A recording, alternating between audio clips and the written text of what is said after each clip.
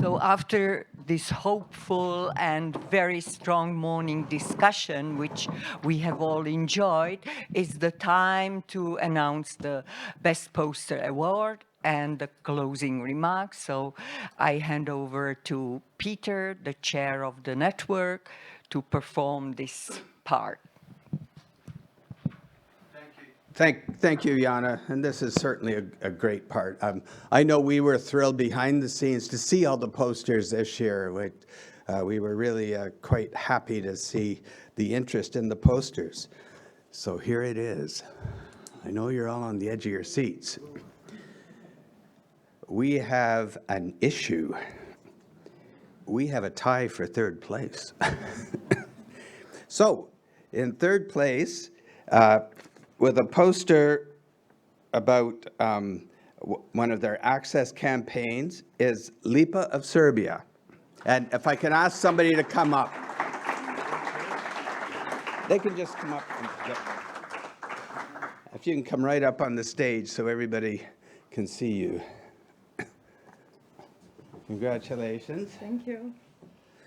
Tied for third place is House 86 of China.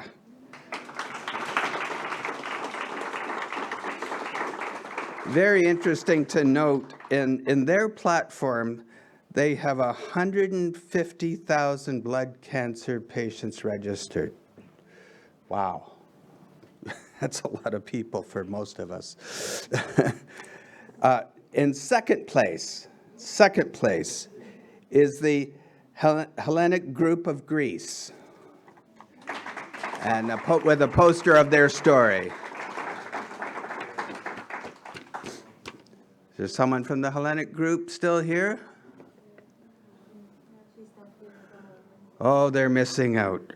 Okay. So first place, and while this was a very close vote through the thing, there was no question about the first place, and it was the Tanzania Blood Cancer Foundation.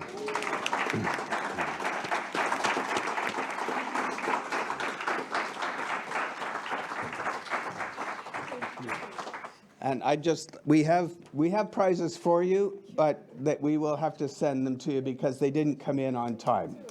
So, Jana, would you like to be in the photo with this group if we can get a photo taken?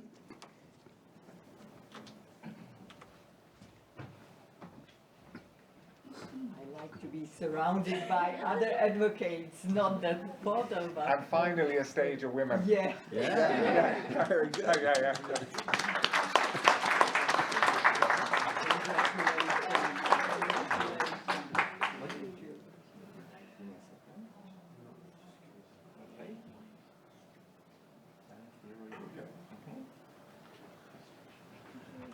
Fine.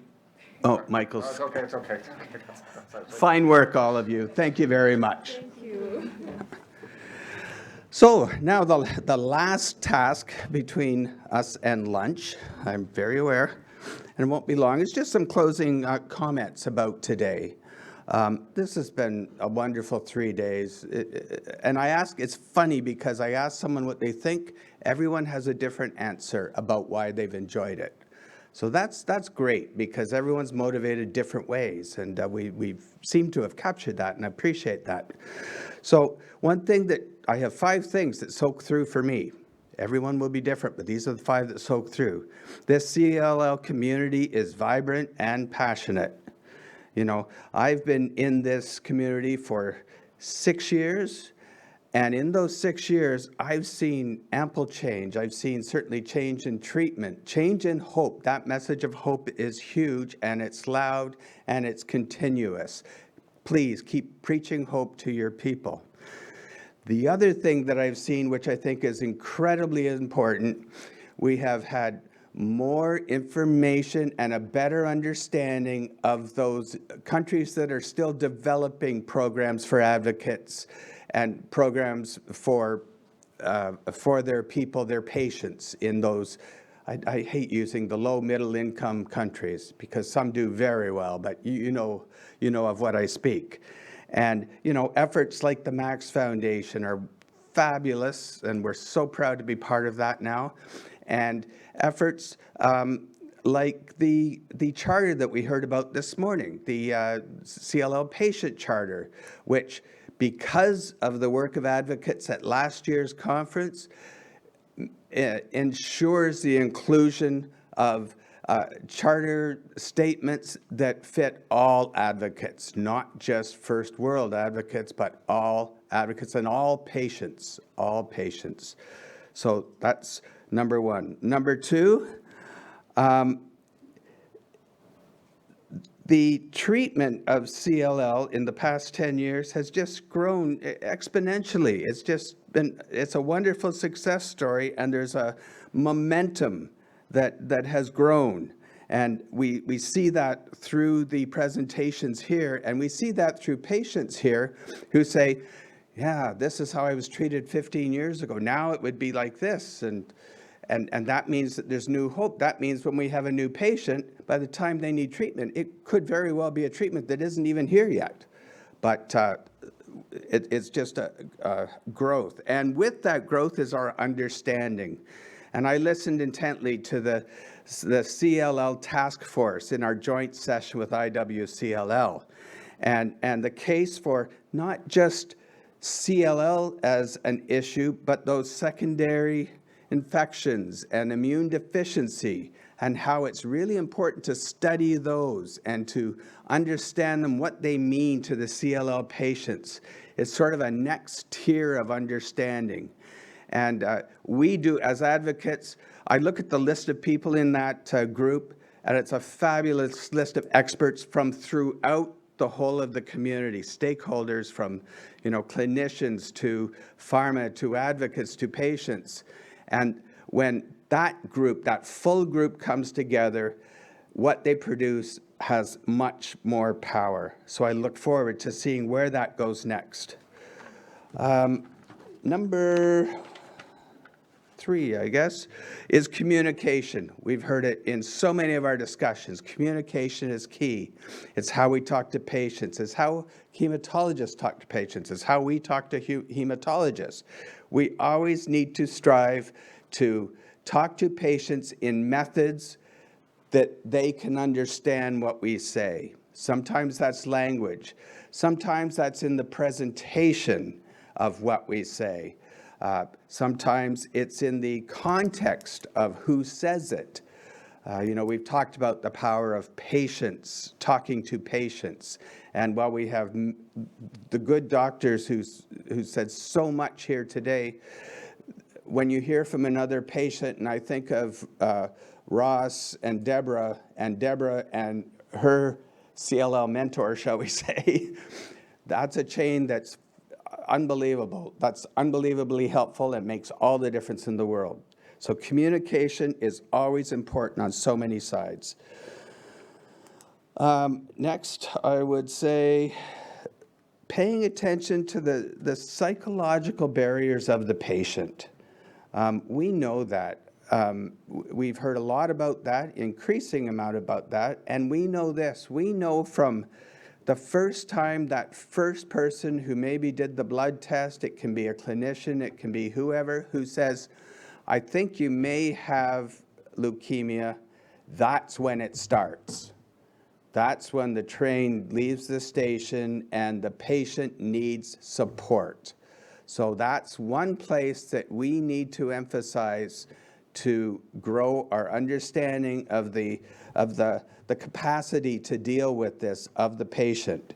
And we also have to think the other side, because once you're diagnosed with this, essentially, this mental challenge is with you for the rest of your life.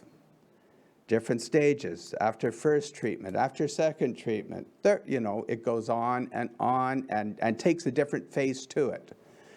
And we need to understand how to speak with patients in particular, and how every patient is individual. Every patient absorbs information differently.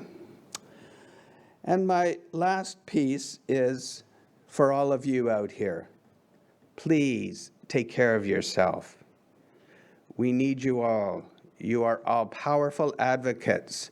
You are You could be a carer, you can be a clinician, but you are still all powerful advocates, and this community needs you. We saw so much good work, so much good information, so much expertise out there this week. The work that you do as advocates is only as strong as you keep your health up.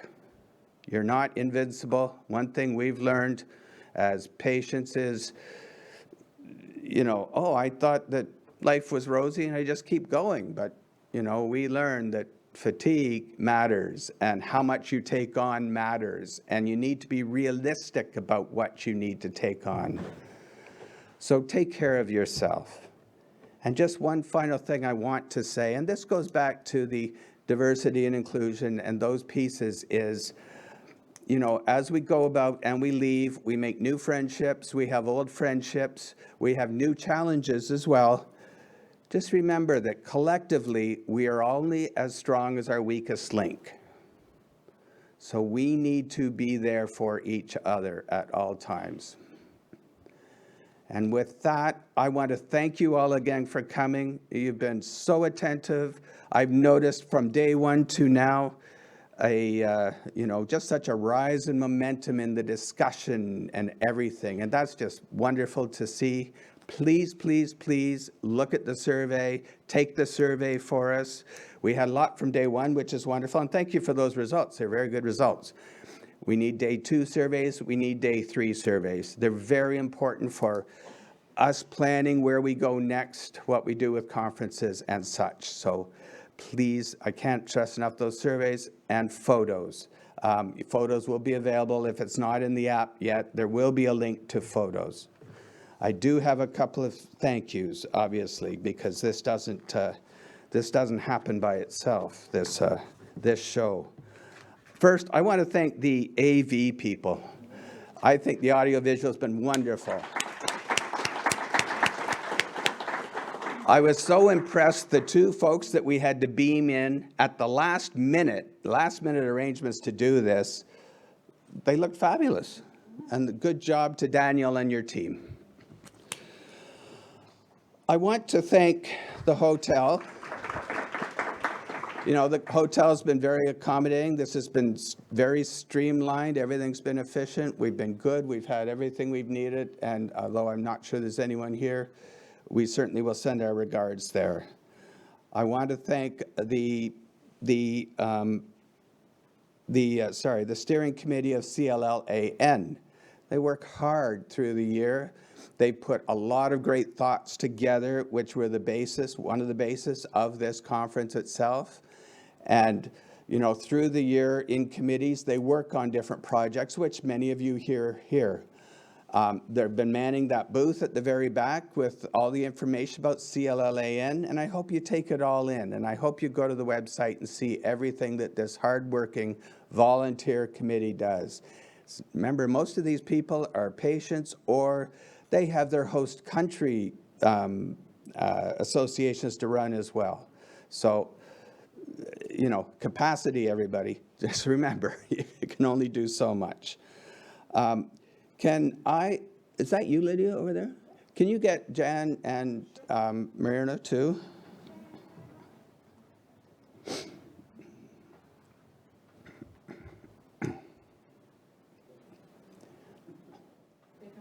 Okay. Now, we can't eat lunch without a great big thank you to Myrna and Jan and Lydia.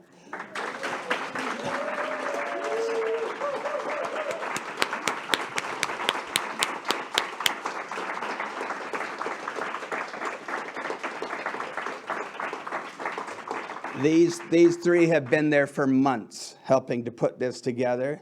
And I'll tell you, from behind the scenes, there's been so many challenges with this event, but stress has been limited. It's unbelievable. They've done such a good job. And they're going, oh, what do you mean? But I really individually, Myrna, Jan, Lydia, I want to thank you all for all the support you've given me over the past time. And I know I speak for everyone.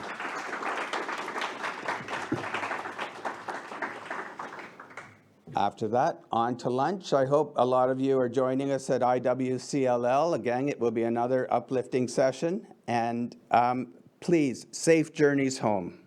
Thank you again.